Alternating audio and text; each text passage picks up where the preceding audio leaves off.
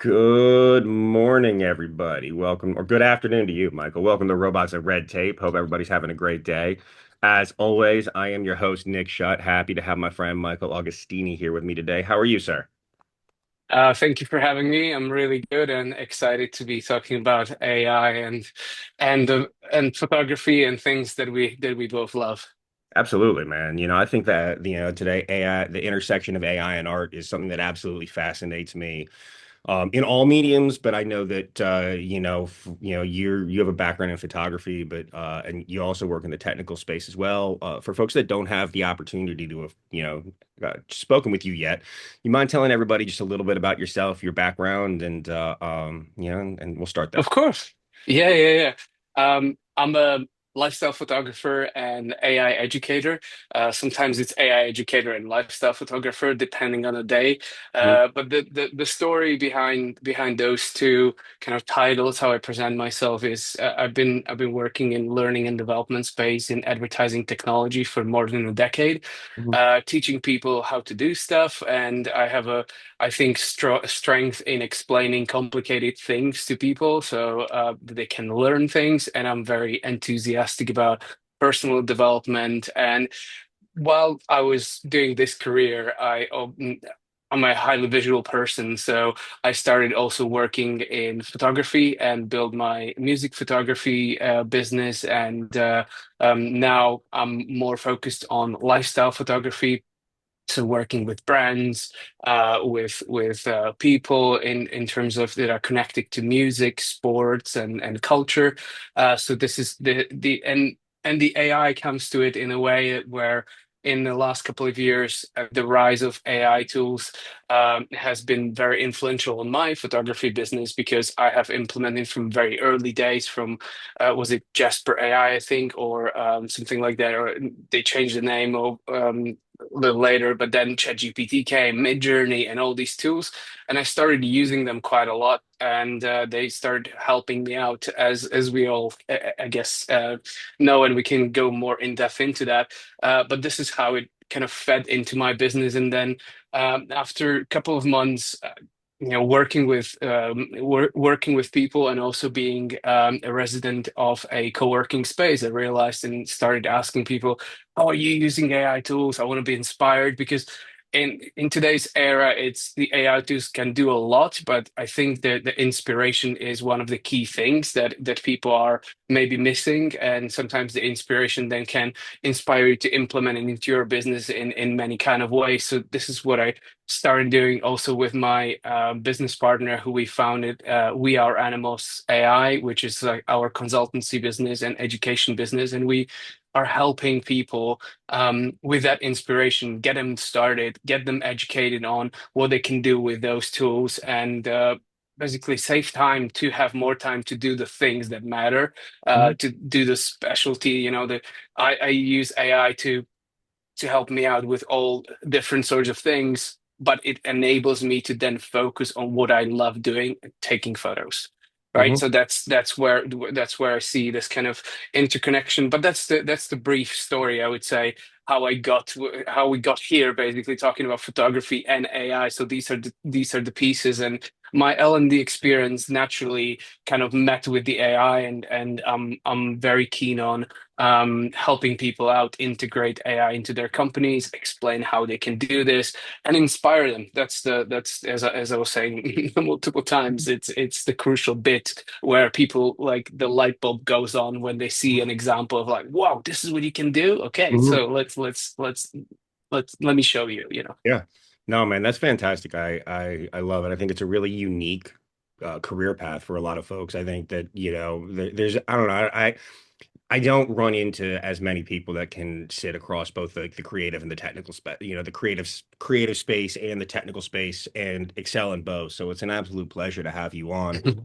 And so, yeah, as you think about the evolution of AI in art, and I know there's a lot of people out there that use AI generated art specifically. What's the difference in your mind between AI generated art and human created art that is assisted, that uses AI to assist it? Yeah. I think the user generated art, I don't know exact definition, but here's my take, right? Like when you Hmm. go to MidJourney or to ChatGPT to create an image and you say, imagine that, and you type an image and it creates an image from scratch, that would be the AI generated image. But we as photographers have been using AI features, which were not labeled AI features before, but now they are, or they're very strong features, is to help us with retouching, to help us with getting rid of objects from the picture, making stuff look how we want it to look, manipulate that picture. And that many times is not just through imagine that, but it's through using certain tools to retouch certain things. This is how I use it nearly on a daily basis because I a lot of the times I need to remove something from people's face. So you can do Hmm. that with the tools, but now they're AI enhanced tools. So they are better and better and better. I remember I use Adobe Lightroom to edit my photos. And when I needed to do professional retouching on somebody's face, I would go to Photoshop. And because that Photoshop had a better retouching tool, let's say. But nowadays, it has moved so much that all these tools are available in Lightroom directly. So they're available also on my mobile phone. So Oh, imagine I'm sitting in the tube or I'm sitting in a overground and I mhm. can edit those pictures and use those AI enhanced tools to retouch these images. And I'm not talking about like, oh, I click on a button and it retouches the image, but I'm still doing my professional thing, how I learn how to do this. But these tools are just more available, smarter, and a lot enhanced. And they can do a lot of different things in there, right? So one of those things that AI is integrated into like manipulating pictures is, for example, adjusting the scale or generating if you need to kind of rescale the image and you're like, oh, I needed this backdrop here or I needed this part, but I have not shot that thing. Now AI can help you out to stretch the backdrop, to stretch the things. I intend to work in, let's say, small studios or sometimes on a go and you have very small backdrop and you need to kind of crop that Mhm. out or extend that. That's AI tools in Photoshop are fantastic to that. So I would say that's the kind of main difference. But all these days, if you upload the AI generated image and AI manipulated image into a platform, they will all say that it was AI, it's AI image, right? Mhm. Even though my picture could be 99.7, my Mhm. picture, Yeah. but I removed something from it, and it Mhm. immediately gets kind of labeled as a AI picture because I used some of the AI tools on that. Mhm. Absolutely. How do they know? Like, how do they detect? Is that in I like the metadata of the picture or like in the Yeah, picture itself? Okay. So, yeah, yeah. okay. I don't know nitty-gritty of details on that. I need to exactly look into this. Even the Mhm. latest version of Lightroom, I saw that there is a section of like AI. When you use an AI picture, then suddenly you have like an AI section, which is like, yeah, okay, fair enough. Mhm. So they're trying to make it as transparent, I think, as possible. Instagram is also asking you Mhm. if it was AI enhanced. So yeah. Yeah, absolutely. No, it's really interesting. So now, do you think that, and obviously, I think using AI tools and using some of these tools that have been around for a long time to edit and improve and retouch your images versus, is a very different thing than taking an AI generated image and using that as, the brand or what have you. So I think there's very, very big difference. Do you think that AI can actually be creative, or do you think it's just mimicking patterns? I think it's both. I think it's definitely mimicking patterns, but the I believe the creativity also in human beings is mimicking patterns, but subconsciously, right? Like you subconsciously solve some patterns somewhere, and then it comes in certain moments, it comes together, and you create an image or you get an idea. Similarly, I think AI works, that it I use this word like it ate a lot of, information. It was trained on a lot of images and stuff like that. So it can mimic those patterns, but it can be very, very creative. And it depends on how you define creativity. If we're looking at creative or being creative, right? Like if AI generates an image that you haven't thought about before and is completely like new, it can be unique, and sometimes you don't know if it's unique because how would you know? And that same goes for human beings. You can figure out an image and be like, oh my God, this is an amazing idea. Somebody might have done it already 20 times. You just don't know about it, you know? Yeah. So it's a very thin line in there, I would say. Hmm. Yeah, and I agree with you that creativity is largely, in humans is largely pattern recognition. And like I think that there are some people that come up with an idea that nobody else could have seen. You look at, like, you think about like an Einstein and some of his like theories that were so far advanced and fundamentally changed the way we think about the universe. Something like that, I think, is like, that's like a different level of creativity and a different kind of creativity versus, Mm, but that being said, like, I think that the idea of AI assisted creativity is fascinating. Like, I'll do that a lot of the time with business, where I have an idea or a thought, and then I'll iterate back and forth with an LLM to refine it more and to have additional perspectives, because I know that, like, it may not be smarter than me, but it has access to more data than I ever will. exactly, exactly. Right. I tend to look at AI as well, as a collaborator. So this is where we also kind of teach, or I try to tell people, like, don't look at it as just a hammer or a Swiss knife, but it's your assistant, right? Like, how many of us had a chance in life to have an assistant that would write emails for you, or Hey. probably you did. Yeah. And that's I think you have the advantage of then having the mindset of using these tools that way. But Hmm. I can confidently say that most of the people who are using AI tools now have not had an assistant or access to an executive assistant that could help them out with certain types of work. And Hmm. they're just trying to approach it with that exact mindset of like, oh, I need to write an email. So I'll write an email, rather than being a collaborator, rather than getting some thoughts, getting that mindset of how you said it has access to more data than you will ever have. Hmm. So let's work together. Absolutely. Yeah, no, absolutely. And what are some of the more practical day-to-day uses outside of like retouching photographs and things like that? Mm. Outside of those, like, what are some of the more practical use cases you think for a lot of these AI tools in creative and artistic spaces? Uh, it we can kind of approach it from various angles, but I would frame it firstly um, as we said, using the AI as collaborator and making time and space for the things that you're good at. So many people would ask, will AI replace photography? That's a very nuanced question, but or will it replace photographers? Well, I think yes and no, but the creative stuff, the things that we love doing as artists and photographers is doing that. So taking pictures, going out and being in that environment and taking beautiful images. Um, but when we're talking about AI, where it can help release ourselves from the administrative work, the business work that we are doing, or using it. And this is how I predominantly use AI. Use it as a coach.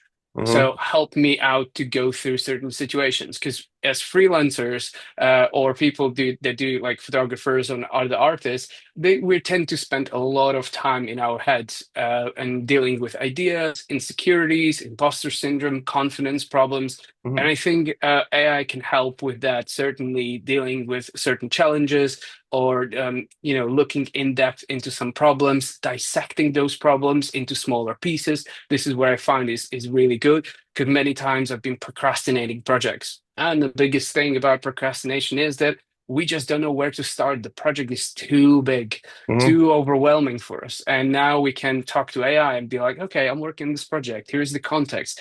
And speaking out loud to AI, it's helping me a lot, Hmm. because it's like speaking to a human being. I use coaching as well, like human coaching a lot as well. However, the pre-steps that I can do with I do it with AI, Absolutely. because it can help me to, tackle the small things where I would maybe spend the precious time of an expert, just identifying the basic stuff. Like I don't know, I need an expert to help me identify the core things that I need to improve in, rather than just checking out what are the tiny bits that I'm doing wrong, or maybe, like I'm saying, procrastination. What is the smallest step that I can identify in this project that I can do right now or within the next hour? This is amazing question or amazing prompt to AI to help you out with that. Mhm. Administrative works in terms of writing emails, outreach, and things like that. That's phenomenal. Not only that you can tweak your language, as I'm coming from Eastern Europe, and English is not my first language, but with these tools I can improve my English, improve how it sounds, improve how it comes across, um, with obvious things that, right, like people are like, yeah, this email was written by AI. Well, does it communicate the idea that I want to Mhm. communicate in the best possible way? That's the question, right? And then we can go into nitty-gritty of like, does it sound like a human being or not? Like, what is it? What is the point? Do we want to sound like a human being and spend hours of time to write an email, or do we want to clearly communicate to someone the message that we want to communicate in the fastest possible way? Do it from a mobile phone, do it on a voice note, things like that. So this these are the kind of high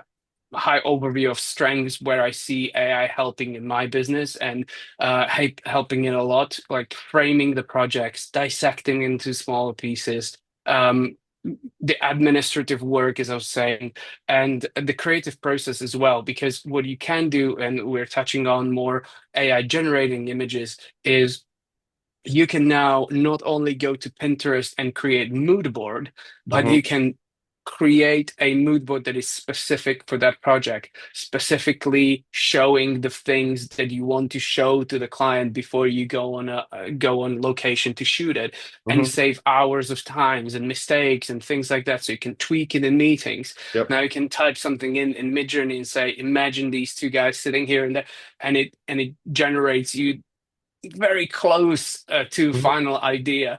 Um, and I don't need to use it as a, as a brand. I don't need to use the AI Right. generated image. We can go on set and take that image, but we at least have an idea where we're going in a better way than just with words Mhm. or a mood board from Pinterest that might resemble some Yeah. things, but might not. Yeah, I would also assume that like things like location scouting would like AI could help with that, right? So obviously like the administrative stuff, yeah, as we both know, it's a lot of parts to running a business that nobody talks about, or where you have like doing your books, keeping track of finances, projections, business development. Like, there's a whole business development, client Mhm. touch it, continuing to touch and follow up with clients and prospect. All of that piece is like absolutely can help there. But like I would assume like location scouting would be great. You could, because it can.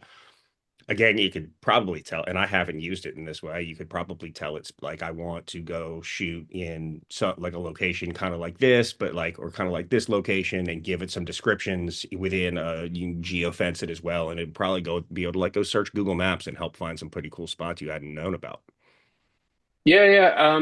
I think I have I can show you even a really interesting example where I used it. Was it the last year on? I got a call from a client to shoot a podcast cover for someone, and the I got several words from them, what it should look like, what the brief was. And my idea was, okay, I can go to MidJourney and generate those images to kind of help with the direction of the project, because we not only had client who was there, but we have also had producers who were scouting the locations. What would be the best locations to do it on? And one big discrepancy that I noticed on the first meeting was that the idea that the client presented and the location that was presented did not match together. And we're like, yeah, no, no, we'll figure it out. It was like, how do we figure it out if the location is not right? So let me just show you if I may, so that we see what we were talking about. And the brief was simply, where's this? Can I just do this? Okay, let me change to Jersey. Great. Yeah, I had a podcast cover brief, which was just these, 6, 7 bullet points. And the main thing was two people standing in the living room full of, books behind them and so on and so forth. And I remember like today that the production was like, oh, we have this beautiful house in here, we can do that. And it was a lot of like purple on the walls and different things. I Mhm. was like, this doesn't sound right, right? And they were like, what do you mean? And I was like, just give me a couple of hours and I'll come back with some images. So I generated images that could work based on that brief. So let me just zoom in here. Mhm. So 4 images from MidJourney. I spent about an hour or so on doing those. And I was like, oh, this is how I see the brief. So I went to the client, and the best response was from the client was like, okay, let's do it in this location. I was Mhm. like, I was like, okay, how Yeah. do I explain it to you? And but the process went. We found a really good location. We found a hotel to do this with, and this is how the shoot went. This was these were the images that we took eventually. And this was the final result, if I may, and this was the podcast cover that we got from it. So getting Nice. from MidJourney, then going to the shoot, so we knowing what we're doing, and then going Mhm. back to kind of this is the final result. So that would be kind of like a full cycle as I would use AI to enhance my work. And then we're not talking about manipulating image, but you see it saved us a lot of time discrepancies and maybe stress on the set if we would be in a very different spot compared to the idea that we were having from the client. Absolutely. No, and I like it because I mean that mirrors a lot of my process in other in other ventures that I have, where, like one of the things I always like to do is, I'll shoot over test, like example work product of like, hey, here's like 7 resumes. Who do you like? And rank them for me and tell me why so that I understand and I make sure that we're going in the right direction and we're all on the same page. And it sounds like you're doing the same thing. It's just like, hey, Mm. I use AI to create some mock-ups and then we'll walk it back from there and see. Because I hear what you want, and let's make sure that this is exactly it before we go on site and go on location. Yeah, yeah, and the hour spent of generating those Midjourney images was far more, I think, productive than if I would go on Pinterest and look for living rooms with lots of books. Hmm. Like, and that helped me out in a better way. And I think we're getting into one thing that these tools have in common, and many people have, I think, challenges with, because these tools are enormously powerful. It depends on, like we were saying, on the creativity of the user what we are inputting in there. And you are asking about if the AI could be creative or not. I mean, it could be creative, but eventually it's the human being who is putting the prompt in there and putting the creativity in there, like what do I imagine I would like this tool to do, right? Hmm. So I feel like this is another stage where we had analog photography, digital photography, CGI, and now we have AI, and it Yes. and it's growing from that. And I think it's another like super powerful, but it's a tool. It's for us to use as a tool that it will enhance our work in various different aspects. Absolutely. Absolutely. And I'm inclined to agree with you. And like I do wonder though, because as we I just read something that people are starting to talk like AI engines and as the AI kind of and words that it uses that weren't popular are becoming more popular. I don't have any examples off the top of my head, but how do you think that and like, as I think about like a lot of the really famous artists out there, and I don't care what medium we're talking, whether it's painting or sculpture or Mm, photography or music, is that like the ones that really stand out are the ones that have their own unique voice, in my opinion. How do you think that like understanding people in our like let's just say desire to do things the easiest way, um, and how do you think that like obviously we everybody has access to most of these tools. Uh, mm, how do you develop as an artist? How do you develop a unique voice while using these tools that essentially push you to like to the mean, to the average? mm. Um, I think as an the artistic way of doing things, I like Rick Rubin's book, which is talking about all the creative ways of using your own conscious and subconscious mind doing that. We have the again, it's like electric guitar, everybody can use that, right? Then we got into computers where you can synthesize the electric guitar sound. So everybody who can play piano can play guitar, and so on and so forth. With the AI, it's again another tool, and we are in the era, obviously, now where there will be more music, more art generated by AI tools than anything else. And I don't honestly know the answer what will be, how we will spot if it is or is not, because it's so good. It's so um, like perfect in some ways, that it Mhm. generates lyrics in couple of seconds. You input it into kind of music generation thing, and it just even the biggest producers in the world. I just saw so recently a YouTube video that how they were doing this, and they were like, well, this is it. This is where we are. And Mhm. it sings in a perfect voice. If you don't want it to sing in a perfect voice, we can make it even, we can tweak it so that it doesn't sound like that. But what I see in people who are in the music business or even art is slightly going backwards a little bit. So dwelling on the history, the historical tools, going back to, let's say, even personally going back to analog photography, studying that rather than perfectionizing my digital things. There are many artists who would be like, oh yeah, AI is helping them to create these dreamland phenomenal images, but that's not my style. It's something else. And there's a market for that as well.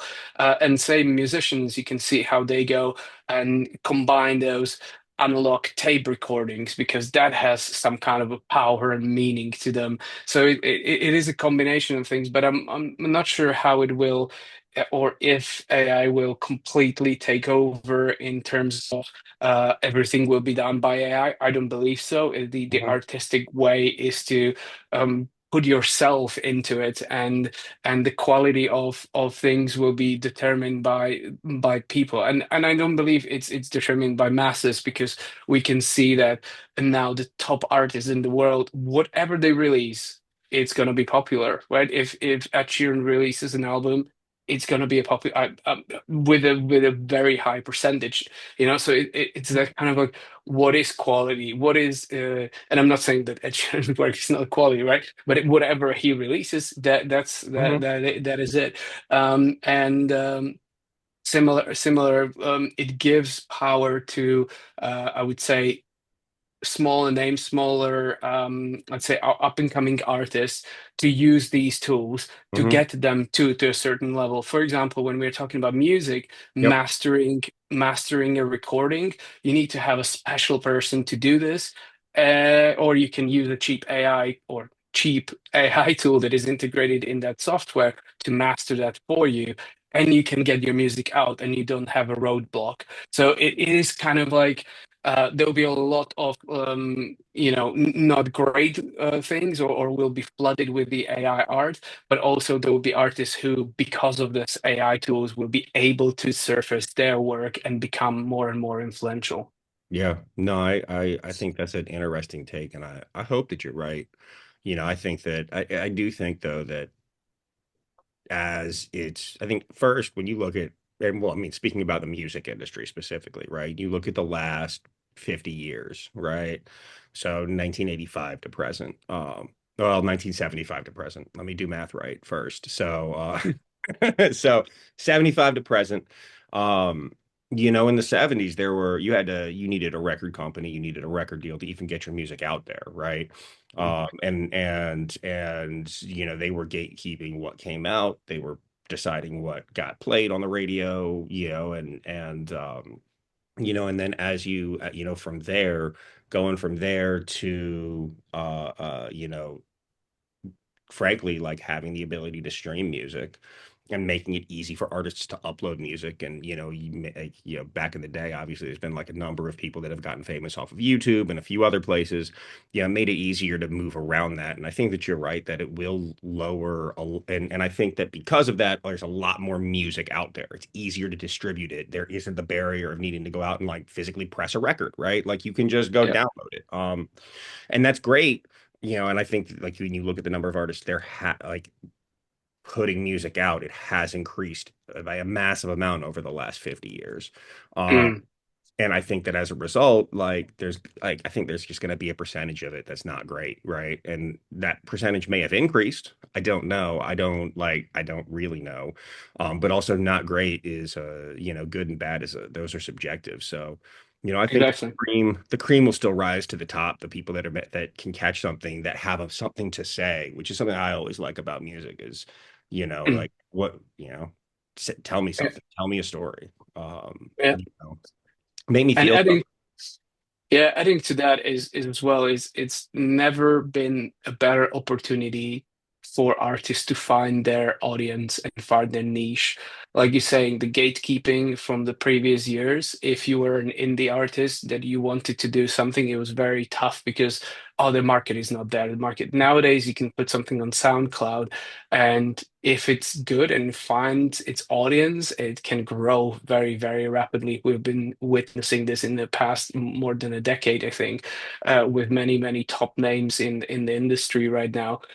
So it's helping this kind of democratization of and the access to these tools is helping a lot of the artists to grow. However, the flip side of that coin is the business side, right? The streamings are not paying as much as selling CDs. But that's the trade-off. You get access to more people, but you're not getting paid as much as you would be if you were selling CDs. So it's kind of evolution of things. We and all the artists need to evolve and adapt to and find new ways how we can present and Mhm. find our own audiences out there. Yeah. I mean, to play devil's advocate on the CD, the physical media CDs versus, streaming. Yeah, you get paid less per stream, but like when somebody buys a CD, you don't get paid every time somebody listens to a song. You just got paid that one time. And yeah, you're Mm, getting paid less, but there's more infrastructure involved in streaming first. Well, different kind of infrastructure, but second, it's, CDs are you buy the CD just once. You don't get, the artist doesn't get paid forever, mm, which is interesting. But also I think that it requires people to. I don't know what an artist's cut of a CD sale was, and I'm sure mm. that depended on the artist. But I don't know what the math is of how many times somebody would need to listen to the album for you to get paid the same amount as if you sold a CD. That's a great question. Yeah, it's from based on my knowledge, we're going more in depth into kind of music industry, but based on my knowledge, it's the sales of streaming are very, very tragic compared to, if you would be back in the day selling some of the kind of physical things and or playing it in the radio and et cetera, et cetera. So it changed the game, but the interesting thing, at least that's my opinion, is somebody is the gatekeeper in here. Somebody is deciding how much they're gonna be paid out, and there are platforms that they can compare those payouts. SoundCloud, compared to Spotify or compared to Apple Music, artists have preferences because the payouts are different. Hmm. And yeah, that's the kind of politics of music industry, and it has its pros and cons, I would say. Yeah, no, and it's interesting. But I do think one thing that I really prefer, like one reason I really prefer physical media in a lot of ways is that, nobody can take away your access to it. Mm, Like there's a lot of music out there that's been created over the last 50 years, 60 years. That's just not available on streaming, right? mm, The more indie bands, the ones that weren't on the radio all the time the ones that did something different. Like that's just not available, right? It's not mm. available anywhere. They're not printing the music anymore because there wasn't a big enough audience for it. But um, you can't like if I have the CD, you can't take that away from me ever. Which I, Yeah, exactly. you know, Yeah, like yeah, because there's nothing worse than like, going to sit down and watch a show on like I watch some movie on Netflix and it's gone. It's like dude, like, come on, man. Like, I gotta look and see where it is now, and it's just becomes a whole thing. Um, Yeah, yeah. Absolutely. Do you think that AI generated art will ever be considered like on the same level as some of the masterpieces that have been created by humans? Interesting question. I think, look, I heard this analogy from someone, and I really feel with it. We have witnessed the evolution of analog photography going to digital photography, or even painting evolving to photography. That was a bigger step than analog digital. And we see every time in the history that when new technology comes in, we're trying to improve what we were doing before and but better. So with paintings, first thing that people were doing with the photography, they were replicating the paintings, meaning, oh, I take the medium and I will create a perfect painting. So the very, very similar things were kind of coming out of that, right? So you don't need to spend hours painting a nice landscape, but you can take a camera and take this, and it can look like a painting. But then we evolved from that, and we suddenly started using the cameras in a different way. So it wasn't just, oh, let me replicate what we were doing before, but let me just show you how it can be used in a very different way. And this is what I think is going to happen with, or is happening with AI. We're using AI right now to do things better what we are how we are used to doing them. I was like, oh, digital photography, I need to create a perfect, very similar so it looks like photography, but with AI. And Hmm. we create that and we're just, oh, okay, great. But what is the kind of next step? What is the evolution? What we can do with AI? And that's decided right now. That's decided by creative people. Where can we push those boundaries? How we can push this incredible, I would say, like endless possibilities now with AI. What can we do? Like holographic thing, 3D, like with and very small budgets compared to if you were to do it in CGI in big studios. And that's the, I think, evolution where we're heading to, even in Hollywood, even with the like movie industry, photography.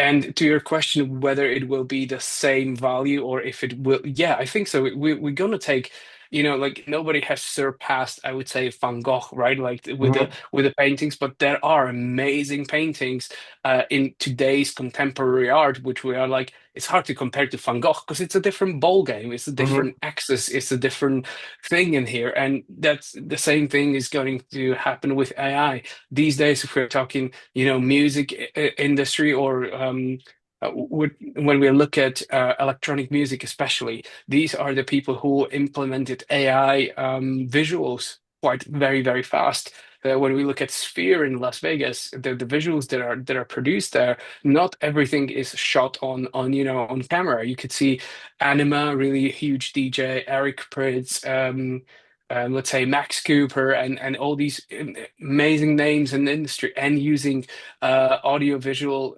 shows, or they're playing audiovisual shows, and they're using a lot of these AI visuals that are there.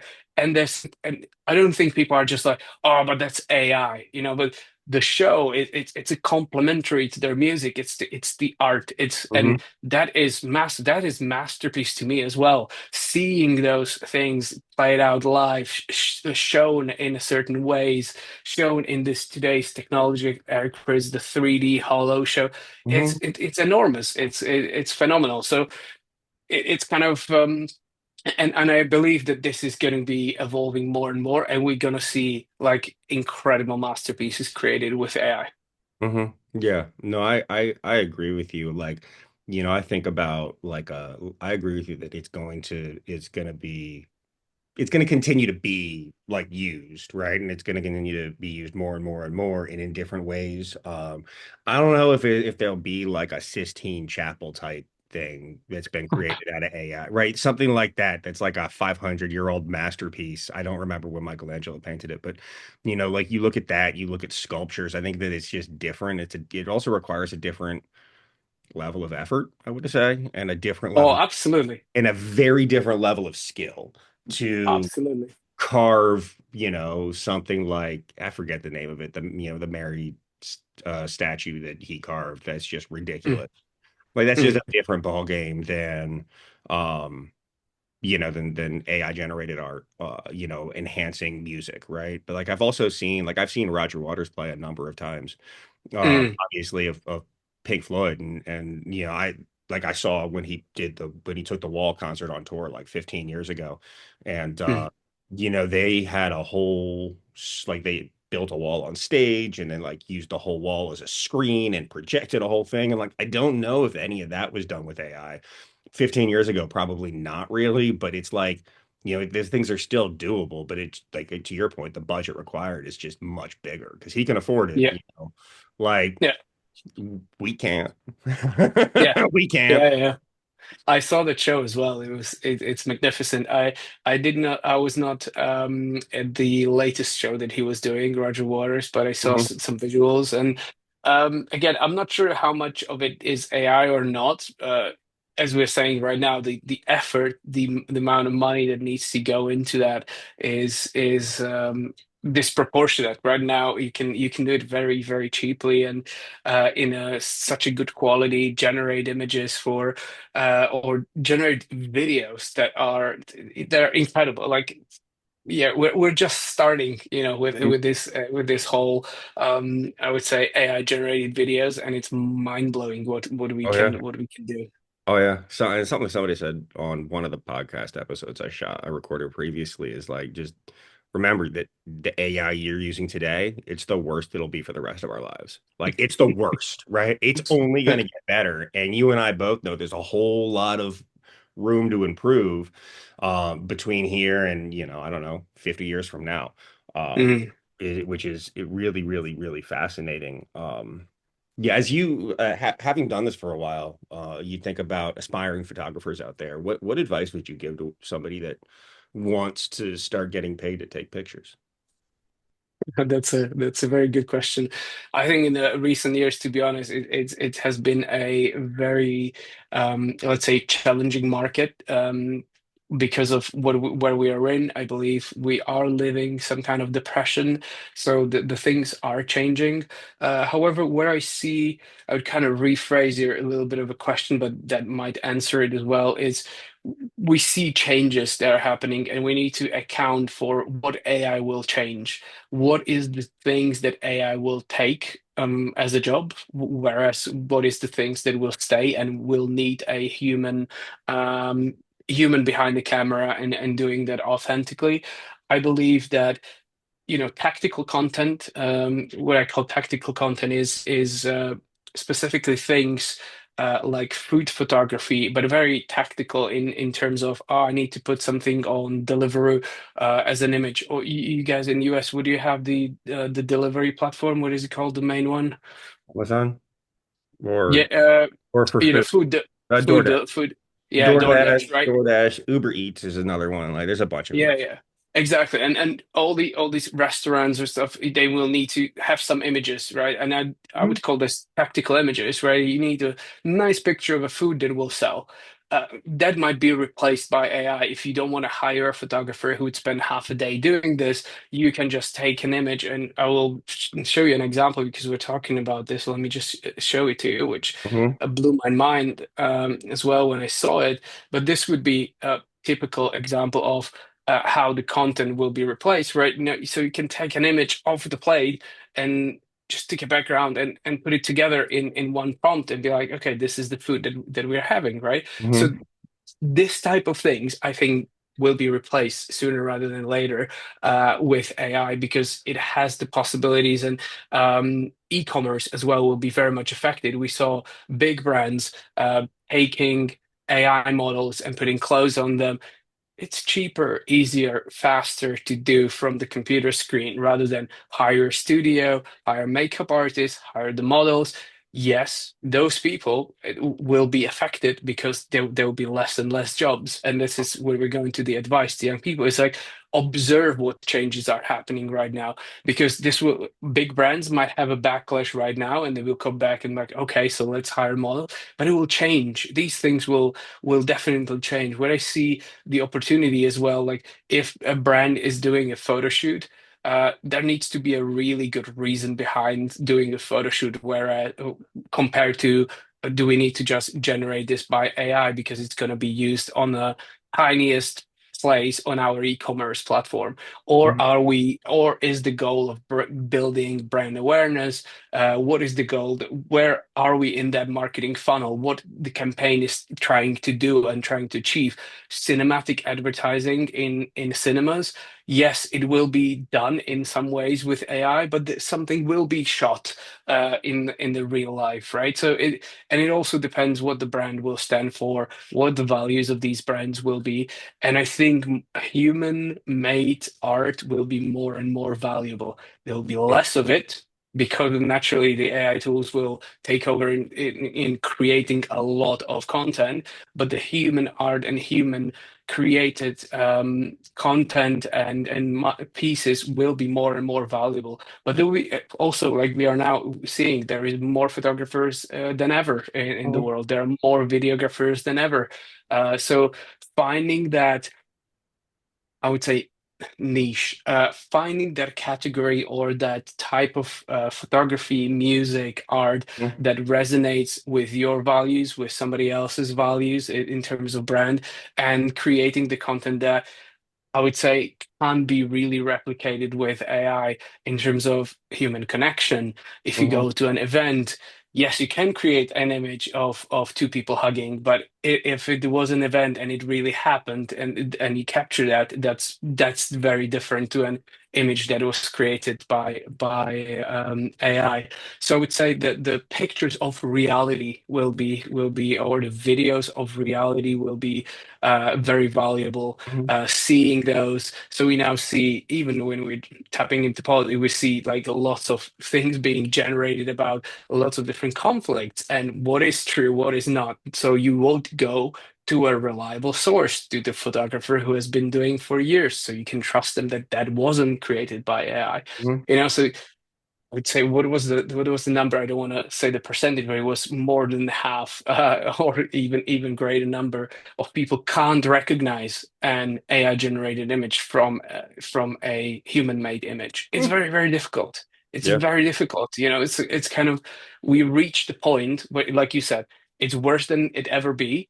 But we reach the point where we can't recognize these things. So Mhm. the advice I would say also to the people that you were asking, to young upcoming people, is to figure out how to best sell yourself. That would be the main thing. But how do you find that niche or that thing that you like, and how do you best market yourself? Because one of the things that you can see is, like, you get to a level of photography or level of artistry or mastery of certain art, but that doesn't really matter these days because there is a level that you need to cross, but whereabouts you going up and there in that expertise, it doesn't really matter as much as it used to. Like you mentioned, there's Michelangelo and these people who Mhm. spend their lives practicing and crafting something, or you have musicians who spend hours and hours and hours doing something like this.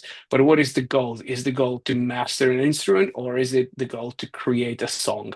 Is Mhm. it to create that statue, or is it to master that skill so that you can create not only this statue but this? Mhm. It's that kind. And I feel in the world we see a lot of, because of phones and the technologies that we have, people are not bored enough to pick up an instrument and start, playing 8 hours a day just to learn the guitar, or spend 10,000 hours on taking pictures so that they can perfectionize this thing. Nowadays, it's everybody can be a photographer. It depends on what connections you have, what network you have, who you know, and how you can market yourself. So these will be like the skills to have if you'd like to do something within the art industry. Absolutely. I appreciate that. I think that you're absolutely right. And it doesn't matter what industry you're in, it's all about who you know and who knows you. Like that's truthfully how all this works. Uh, Mhm. and so I completely agree. I love what I love what you said around, other skills, but just getting, like unless you're gonna be like playing music live, you're right. Like you need to get to like then you need to master it. But if you know, you just need to get to a certain level where you can understand it, and AI can help teach you like how do you frame a shot, how do Mm. how do you light it, how do you like it can teach you a lot of that. It democratized a lot of it. Last question, the last question that I have for you is like, in what ways do you think that AI, obviously it's opening up a lot of new possibilities, but conversely, how do you think it could stifle creativity, and could it? Mm. Interesting. Again, various different takes, but I'll give my example as I think that's the best rather than me talking generally about things. But recently, I used AI tool, for example, for helping me with creating my portfolio. So I was like, okay, I could go to a human being and say which image is good, which not, and we can put it together. But what if I use AI tools to look at my images and help me put it together and help me say, okay, this can pair with this and this can pair with that. And Mm-hmm. I was experimenting with it. And I just literally went with all the suggestions that the AI made. And I put the portfolio together and I was like, "Ooh, I'm not sure about this." Mm-hmm. I'm not sure about this because the limitations of today's image recognition or how you perceive things, how you pair together things, what is behind the AI would do. It is very it is a good tool also to use, but it's also like a double-edged sword where you like use it as much and you start to believe like, is AI right? Is the AI telling me that I should put these two images together? But you believe subconsciously maybe this is not the right thing, so you need to kind of find a way where is the cutoff point. And that same thing would go if you had an executive assistant helping you with that, right? Like, what is the expertise that they are bringing to the table? So Mm-hmm.